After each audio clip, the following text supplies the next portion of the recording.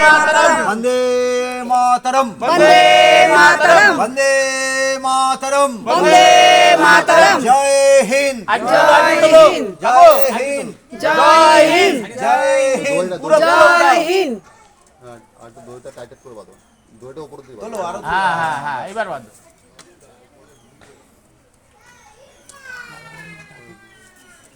ওইটা ঢিলা যাচ্ছে কেন? ঢিলা রেখো না আবার নেমে যাবে তাহলে বুঝলি ধর ঠিক আছে আচ্ছা এবারে গান্ধীজির প্রতিকৃতিতে মাল্যদান করছেন নিরঞ্জন চৌধুরী মহাশয়। পরবর্তীতে মাল্যদান করবেন আমাদের ক্লাবের প্রাক্তন সম্পাদক স্বপন কর্মকার মহাশয়। নেতাজির প্রতিকৃতিতে মাল্যদান করছেন স্বপন কর্মকার মহাশয়। वंदे मातरम वंदे मातरम वंदे मातरम वंदे मातरम वंदे मातरम वंदे मातरम जय हिंद जय हिंद এখন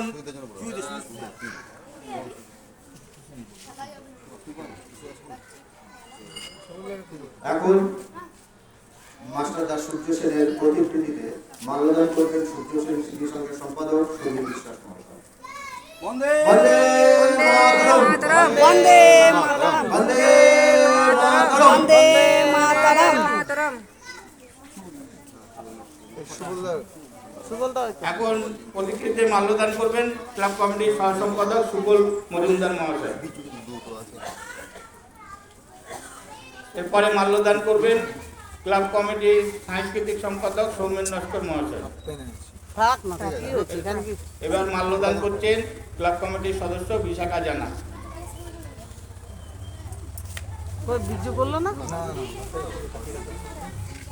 এরপরে মাল্যদান করছেন আমাদের তপতি চৌধুরী। এরপরে রুমা সরকার। রুমাতি নাম দেখাবে মাঝখানে হাত দেবে সুভাষ দাস মহাশয় আসুন।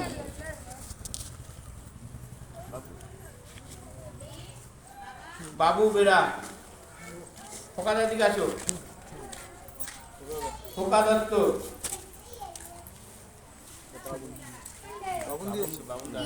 এখন মাল্যদান করছেন ক্লাব কমিটির গেম সেক্রেটারি ক্রিয়া সম্পাদক বাবুল চৌধুরী। আসো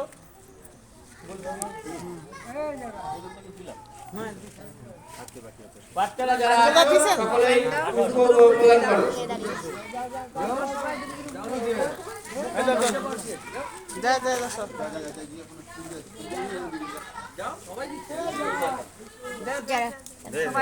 এখন আজকের দিনের তাৎপর্য খুব সংক্ষিপ্ত আকারে বক্তব্য রাখবেন আমাদের ক্লাবের প্রাক্তন সম্পাদক তথা বর্তমানে আইনজীবী স্বপন কর্মকার মহাশয়।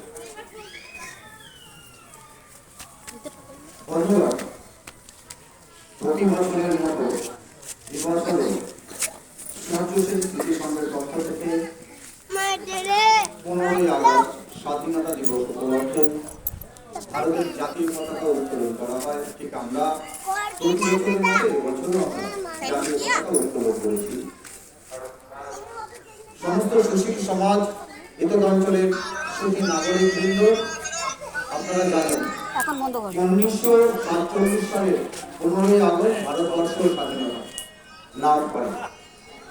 কিন্তু এই স্বাধীনতা লাভের পিছনে প্রচুর অবদান রয়েছে সাধারণ মানুষের। সেখানে না ছিল কোনো হিন্দু, না মুসলিম, না খ্রিস্টান, না ইহুদি, না শিখ, না জৈন।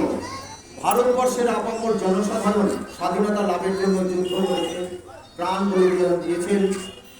আমরা হয়তো সবার নাম বলতে পারি না, সবার নাম ইতিহাসে আসেনি, কিন্তু যাদের নাম ইতিহাসে এসছে তাদের হয়তো সবার কথাও আমাদের সবসময় মনে থাকে না।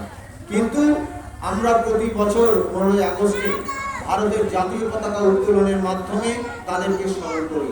যারা স্বাধীনতা দিবস তথা স্বাধীনতা দিবস উদযাপনের আজকের যে 78তম জন্মবার্ষিকী, তার পিছনে যে রহস্য রয়েছে, সেই রহস্যটাকে সামনে রেখে আমরা তাকে সম্মান জানিয়ে আমরা এই স্বাধীনতা দিবস পালন করি।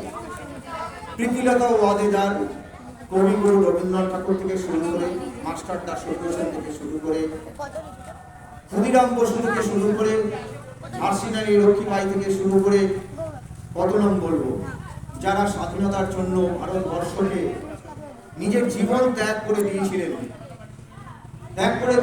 সুভাষচন্দ্র বোস, যার আজও অন্তর্ধান রহস্য আমরা উদ্ঘাটন করতে পারিনি।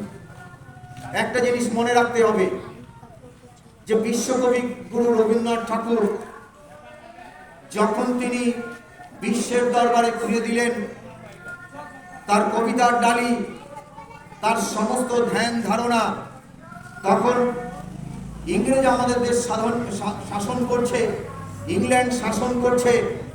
তখন ইংরেজের লর্ড জেনারেল ডায়ার তিনি কবিগুরু রবীন্দ্রনাথ ঠাকুরকে নাইটহুড উপাধি দিলেন।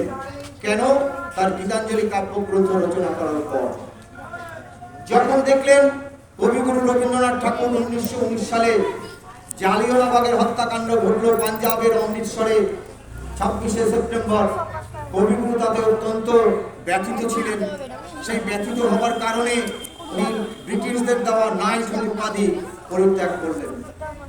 তখন আপামর ভারতবর্ষের বিপ্লবীরা স্বাধীনতার কথা মাথায় রেখে নিজের জীবনকে বাজি রেখে ফাঁসির কাঠে এক এক করে ফাঁসির কাঠ বরণ করলেন এবং সারা ভারতবর্ষ জুড়ে সিপাহী বিদ্রোহ থেকে শুরু করে 46-এর বিপ্লবী আন্দোলন থেকে শুরু করে যে সমস্ত কর্মকাণ্ড উদ্ঘাটিত হয়েছিল, তিতুমিরের বাঁশের কেল্লা থেকে শুরু করে ইংরেজ শাসনকে একের পর এক আন্দোলনে জর্জরিত করে দিয়েছিল। সেই সময় যেভাবে ভারতবর্ষ ভাগ হয়েছিল স্বাধীনতার সময়, তার ফলে কাশ্মীরের একটা বড় অংশ পাকিস্তানের মধ্যে চলে গিয়েছিল। সেই সময় চুক্তিতে আমাদের কিছু ভুল ছিল, সেই ইচ্ছাকৃত হোক আর অনিচ্ছাকৃত হোক, কিন্তু আজকে সেই ভারত সরকার অখণ্ড কাশ্মীর, অখণ্ড ভারতবর্ষ রাখার জন্য বিশ্বের দরবারে রাষ্ট্রসংঘকে হুঁশিয়ারি দিয়েছে যে কাশ্মীরের সমস্ত অংশ ভারতবর্ষের, ভারতের মানুষের, ভারত মাতার, ভারত জননী, এই কাশ্মীরের অংশ পাকিস্তানকে ছেড়ে দিতে হবে।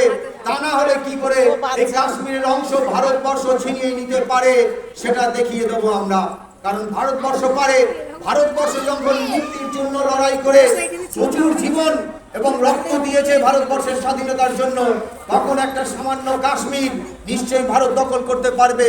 ইতিমধ্যে ভারত সরকার রাষ্ট্রসংঘকে জানিয়ে দিয়েছে অর্থাৎ পাকিস্তান অধিকৃত কাশ্মীর ভারতবর্ষের হাতে তুলে দিতে হবে এবং পাক অধিকৃত কাশ্মীরের জনসংখ্যা যা আছে প্রত্যেকে এখন ভারতবর্ষের মধ্যে যুক্ত হয়ে তারাও আন্দোলন করছে যে কাশ্মীরের এই অংশটা ভারতের মধ্যে অন্তর্ভুক্তি করতে হবে।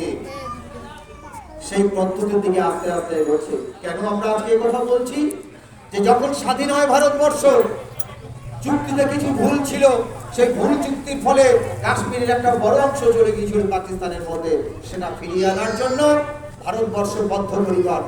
ভারতবর্ষের আপামর 140 কোটি জনতা চায় যে সেই অংশ ভারতবর্ষের মধ্যে আসুক এবং ভারতবর্ষের মধ্যে কাশ্মীর অন্তর্ভুক্ত হয়ে নতুন করে ভারতের ম্যাপ তৈরি হবে, পাকিস্তানের থেকে ছিনিয়ে নেওয়া হবে পাক অধিকৃত কাশ্মীর।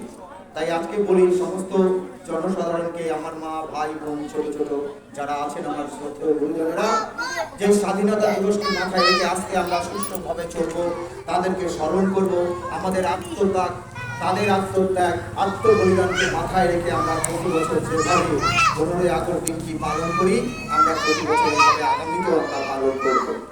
স্বাধীনতার জন্য যে কথাটি ঘোষণা করা হয়েছিল 1947 সালের 24শে আগস্ট রাত 12টার পর, তিনি হলেন লর্ড মাউন্ট ব্যাটেন।